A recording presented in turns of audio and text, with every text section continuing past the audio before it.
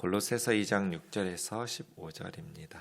그러므로 너희가 그리스도 예수를 주로 받았으니 그 안에서 행하되 그 안에 뿌리를 박으며 세움을 받아 교훈을 받은 대로 믿음에 굳게 서서 감사함을 넘치게 하라.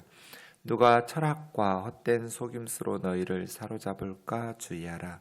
이것은 사람의 전통과 세상의 초등학문을 따름이요 그리스도를 따름이 아니니라. 그 안에는 신성의 모든 충만이 육체로 거하시고 너희도 그 안에서 충만하여졌으니 그는 모든 통치자와 권세의 머리시라. 또 그 안에서 너희가 손으로 하지 아니한 할례를 받았으니 곧 육체의 몸을 벗는 것이요 그리스도의 할례니라. 너희가 세례로 그리스도와 함께 장사되고 또 죽은 자들 가운데에서 그를 일으키신 하나님의 역사를 믿음으로 말미암아 그 안에서 함께 일으키심을 받았느니라. 또 범죄와 육체의 무할례로 죽었던 너희를 하나님이 그와 함께 살리시고 우리의 모든 죄를 사하시고 우리를 거스르고 불리하게 하는 법조무로 쓴 증서를 지우시고 제하여 버리사 십자가에 못 박으시고 통치자들과 권세들을 무력화하여 드러내어 구경거리로 삼으시고 십자가로 그들을 이기셨느니라. 아멘. 골로새 교회는 여러 가지 신앙적인 위협들이 있었습니다. 우리가 여러 가지 우리의 믿음을 무너뜨리는 그러한 신앙의 걸림돌들, 유혹거리이기도 하고 박해로 찾아오기도 하고 이러한 것들이 있는데 우리 신앙의 외적인 박해보다 더 위험한 것이 거짓 교훈이거든요. 차라리 절에 다녀라, 기독교를 포기하라 이런 외적인 박해는 명확하게 드러나잖아요. 잘못됐다라는 것이. 그래서 물론 그 박해 때문에 신앙을 포기하는 그리스도인들도 있지만 사실은 더 견고하게 그 외적인 박해를 이겨내기 위해서 하나님 앞에 더 가까이 기도하고 간구하면서 믿음이 더 단단해지는 경우도 많거든요. 그런데 성경을 가지고 잘못된 교리, 잘못된 내용을 가지고 기독교식 이단처럼 기독교식 어떤 유혹을 가져오면 분별력이 부족한 성도들에게는 굉장히 위험하죠. 그래서 오히려 외적인 박해보다 교회 안에 들어온 거짓 교훈, 잘못된 성경 해석 이러한 것들로 인한 공격이 훨씬 더 위험한 거죠. 우리 주위에 이단에 빠진 사람이 없는 사람 거의 없을 것 같아요. 그렇게 많은 이단들이 교회 다니던 성도들을 미혹해서 우리 곁에서 지금도 함께 많은 성도들을 미혹하고 있는데요. 이런 부분들에 대해서 사도 바울은 골로새 교회 성도들에게 바른 믿음이 무엇인지, 왜 그런지 이런 거짓 선생들을 배척하고 그들의 잘못된 교훈에 무너지지 않도록 권면하는 편지를 쓰게 되는 것이죠. 6절에 이러므로 하는 것은 이제 앞에 있는 내용하고 연결시켜 주는 것인데요. 어제 우리가 주일에 함께 예수 그리스도는 누구신가?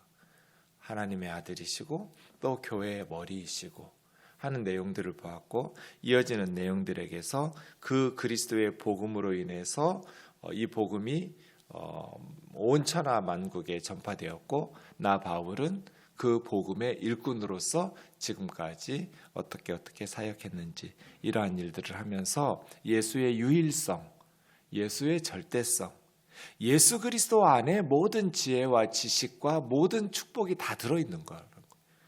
예수님을 떠나서는 어떤 하나님의 선한 것도 우리에게 임할 수 없다.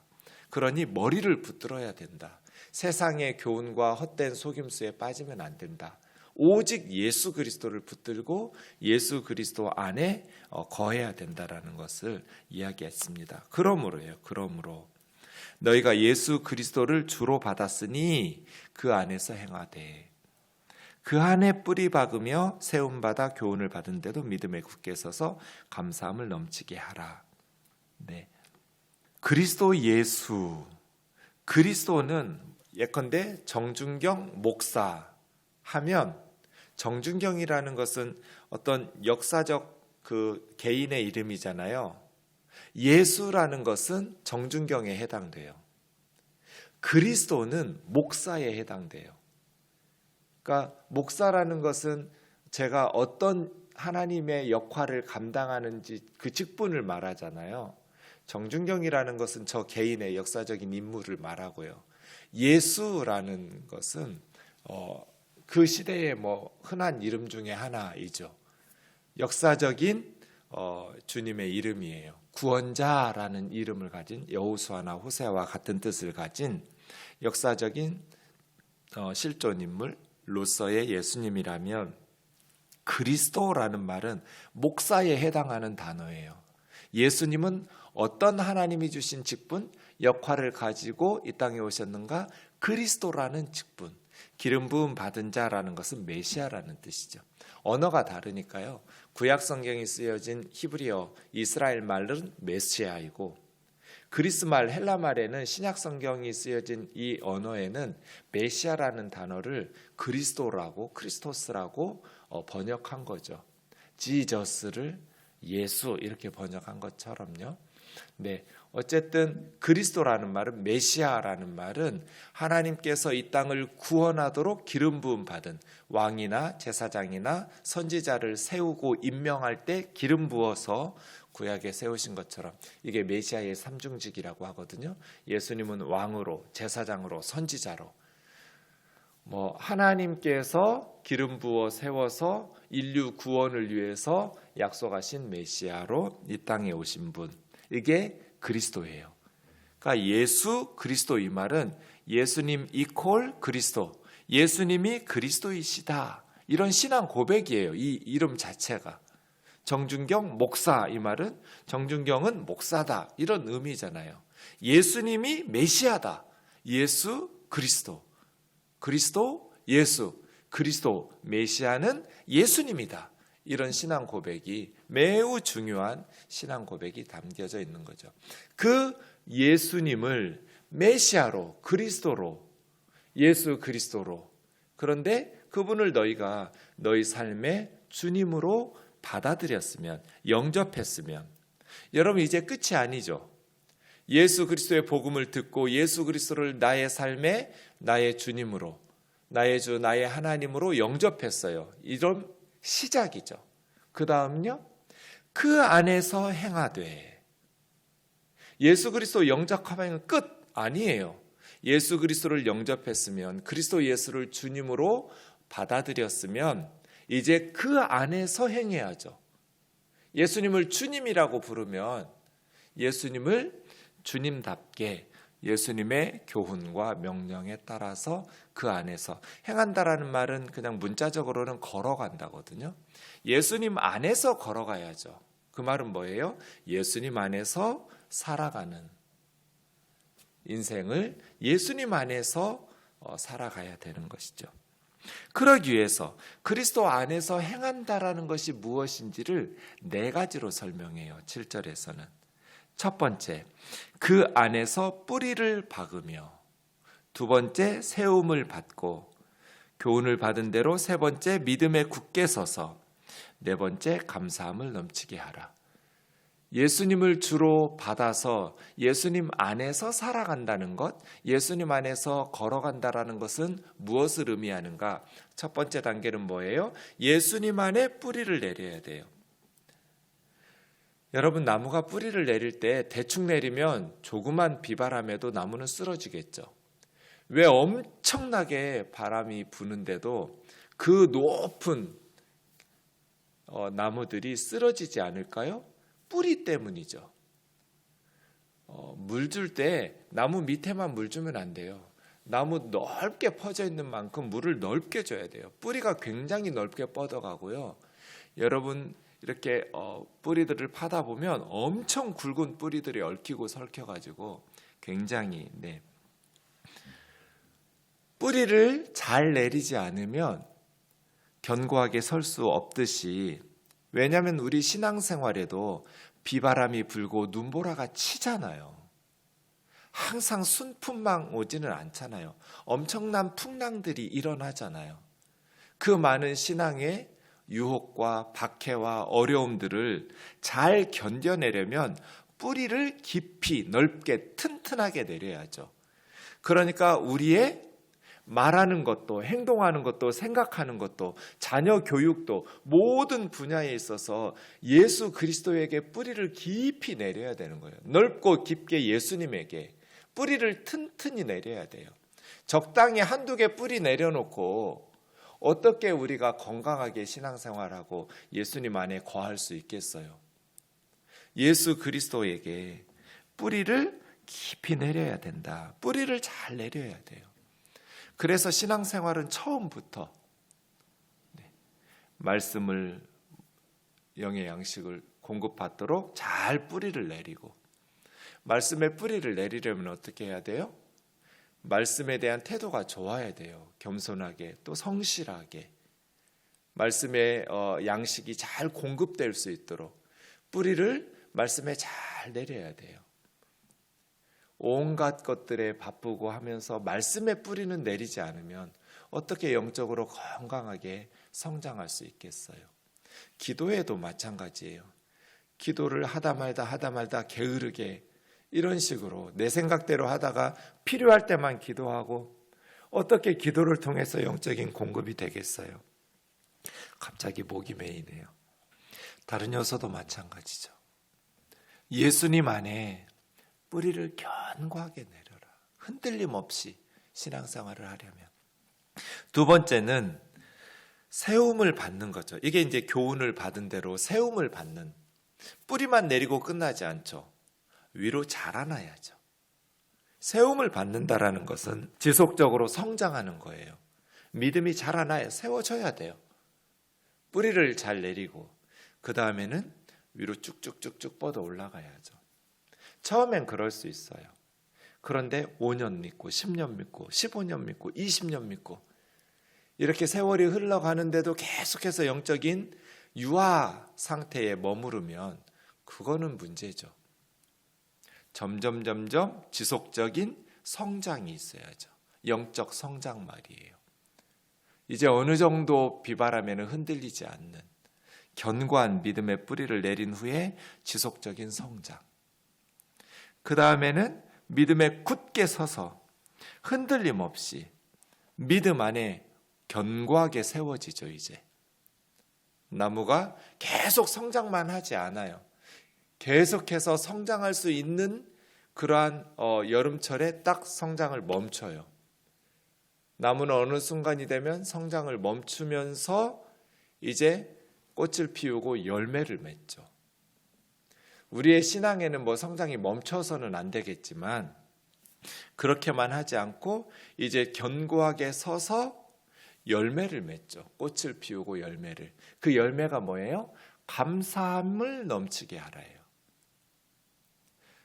근데 열매가 여러 가지 생각할 수 있는데 바울은 지금 나무 생각하고 있는 거거든요. 뿌리 내리면서부터. 뿌리 내리고 성장해서 세움을 입고 견고하게 서서 꽃이 피고 열매를 맺어야 된다고 말할 때 감사로 했어요. 감사. 이게 저는 기가 막히다는 거예요. 왜 많은 열매들을 생각할 수 있잖아요. 좋은 것들 많잖아요. 근데 신앙생활의 열매를 감사라고 했을까? 감사가 많은 사람은요, 절대로 무너지지 않아요. 사탄이 무너뜨리기 제일 힘든 사람이 감사가 많은 사람이에요. 에덴 동산에서 왜 선악과 따먹었어요? 감사 부족이거든요. 마음대로 다 먹으라고 그랬고 선악을 알게 하는 나무 하나만 먹지 말라고 그랬는데 사탄이 뭐라고 그래요? 정말 하나님께서 모든 나무 실과를 먹지 말라 하시더냐? 이게 뭐예요? 하나 먹지 말라고 한 것을 다 먹지 말라고 한 하나님은 굉장히 나쁜 하나님으로 만들어내잖아요. 사탄의 목표는 하나님과 우리 사이를 이간질시켜서 우리의 믿음을 무너뜨리는 게 목표잖아요. 그렇다면 하나님을 나쁜 하나님으로 만들어야죠.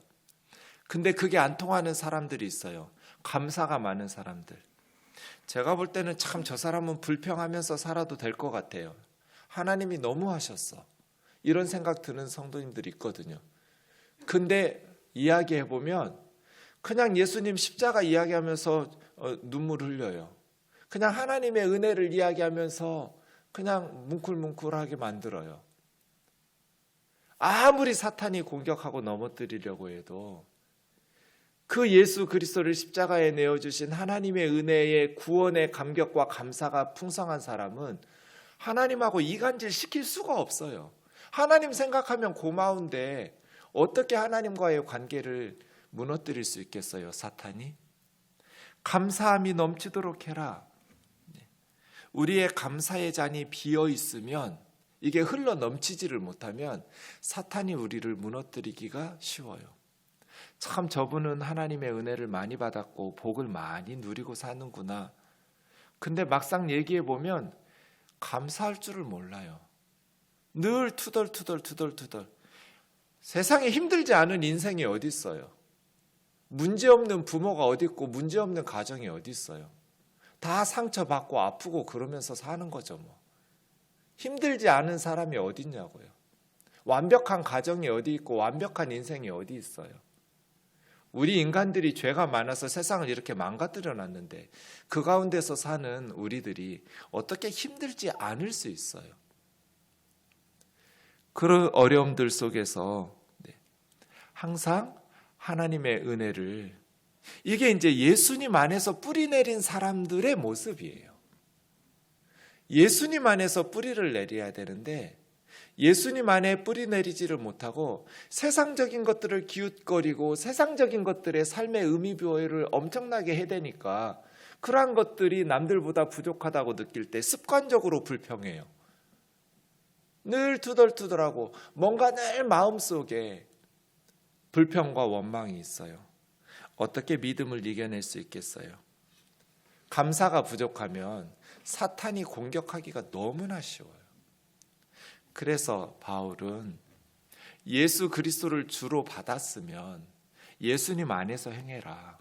예수님 안에 뿌리 내리고 예수님의 양분 수분 공급받아서 자라나고 견고하게 흔들리지 말고 믿음 안에 굳게 서서 감사가 넘치도록 해라. 예수님께 뿌리를 내렸다면 우리는 하나님을 향한, 세상 사람들은 못해요. 그런데 우리들은 범사에 감사하는 게 가능해요. 그렇지 않아요? 세상 사람들이야 뭐 예수님을 모르니까, 하나님을 모르고 하나님의 사랑을 모르니까. 그런데 예수님 믿는 우리들은 범사에 감사할 수 있어요. 예수님 한 분 때문에. 이게 예수 안에 뿌리 내리는 거죠. 경고하고 있어요. 8절. 누가 철학과 헛된 속임수로 너희를 사로잡을까? 어제 말씀드렸지만 사로잡는다는 건 전쟁 포로로 끌고 가는 거예요. 노래로 부려먹는 거잖아요. 그리스도인은 누구도 우리를 포로로 사로잡아가지 못하도록, 우리를 포로로 노예로 끌고 가지 못하도록 허용하면 안 되는 거죠. 포로로 잡아가도록 허용하지 말고 사람의 전통, 이건 인간의 가르침이 전통적으로 내려온 거겠죠. 세상의 초등학문, 그것이 엄청 뭐 심오한 게 아니라 A, B, C, D 같은 초보적인 세상의 것들이 그렇죠. 뭐 이사도 마음대로 못 다니고 손 없는 날 찾아서 이사 다니고, 뭐 음식법이라든지 절기법이라든지 구약의 율법도 초등학문이에요.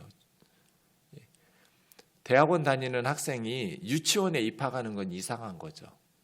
예수님 믿는 건 이미 초, 중, 고, 대학 다 졸업한 거예요. 그런데 다시 세상의 초등학문으로 가겠다고, 그게 엄청 심오한 것 같아가지고 그런 식으로 뭐 공자니 맹자니 논어니 이런 식으로 따져가면서 그 세상적인 것들이 심오하고 깊은 철학이나 있는 것처럼 따르는 것은 어리석은 일이라는 거예요. 그리스도를 따르는 것이 아니다. 그리스도 안에는 예수님은 누구신가? 예수님의 정체성, 예수의 아이덴티티는 뭔가? 신성의 모든 충만이 육체로 가시고, 신성이라는 것은 하나님으로부터 나오는 성품, 하나님의 하나님 되심이잖아요. 예수님 안에 하나님의 모든 신성이 충만하게 거하신다. 예수님이라는 그 육체 안에 하나님의 모든 충만하신 신성이 육체를 입고 오신 예수님 안에 거하시고, 너희도 이제 예수님 안에 믿음으로 거하면 예수님의 안에 있는 하나님의 신성에 충만한 것이 너희 안에도.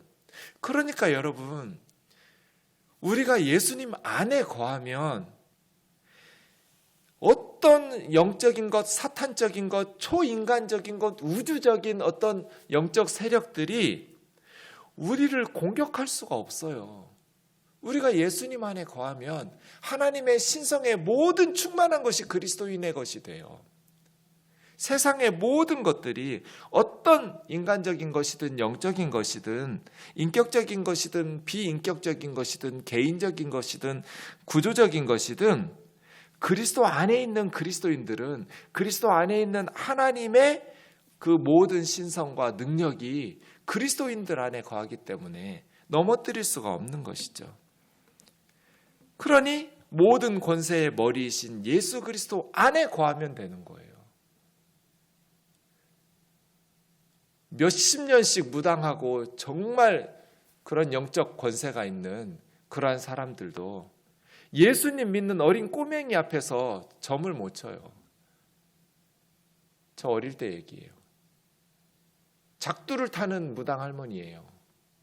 그런데 우리 옆집에서 구슬하는데 저는 보이지도 않았어요. 집 뒤쪽에 그 장독대 앞에서 구슬하셨거든요. 저는 앞마당에서 친구들하고 뭐 소리 나니까 친구들하고 같이 놀고 있었는데 저만 꼭 찍어가지고 대문 밖으로 쫓아내요. 그 아주머니가, 주인 아주머니가. 나중에 알고 봤더니 여기 예수 믿는 사람 왔다고. 없다고 아무도. 있다고 스탑. 앞에 왔더니 그때 제가 뭐 1학년인가 2학년인가 그랬어요. 초등학교. 제가 무슨 믿음이 있어요. 그런데 수십 년 작두 타는 무당하고 굿하는 할머니가 굿을 못해요. 이게 뭐예요? 제 안에 예수 그리스도가 있고 예수 그리스도 안에는 하나님의 신성의 모든 충만한 것이 있는 거예요. 그러니까 머리 대신 예수 그리스도를 붙들고 예수 그리스도 안에 뿌리 내리고 살면 되는 거예요. 그러면 어떤 영적인 세력이든 어떠한 것도 무너뜨릴 수 없어요. 그런데 세상의 초등학문, 그게 무슨 심오한 뭐나 있는 것처럼 뭐 도울 김용공이니 뭐 무슨 철학이니 무슨 학문이니 이 가지 것들이 무슨 의미가 있어요. 그 안에서 너희가 손으로 하지 않은 할례를 받았으니, 이제는 할례가 아니라 11절의 할례가 아니라 12절의 세례를 받았잖아요. 세례 받았다라는 건 뭐예요? 그리스도와 함께 죽고 그리스도와 함께 살아났다는 거잖아요. 물속에 들어갈 때는 죽은 거고 물 위로 올라올 때는 부활하는 거거든요. 그리스도와 함께 죽어서 그리스도와 함께 다시 살아나는 것, 이게 살아잖아요. 우리는 그리스도의 할례를 받았어요. 마음의 할례, 믿음의 할례, 그냥 몸에다가 포경수술하는 그런 정도의 할례가 아니에요. 이런 율법이 요구하는 것들을 지켜야 구원받는다고 말하는 초등학문에서 벗어나라는 거예요. 13절, 범죄와 육체의 무할례로 죽었던 죄의 무할례는 예수 그리스도와 함께 하나님께서 다시 살리시고 우리의 모든 죄를 사하시고, 이게 그리스도 안에 거하는 자들의 특권이잖아요. 하나님께서 예수 그리스도 안에서 우리의 모든 죄를 용서하셨다.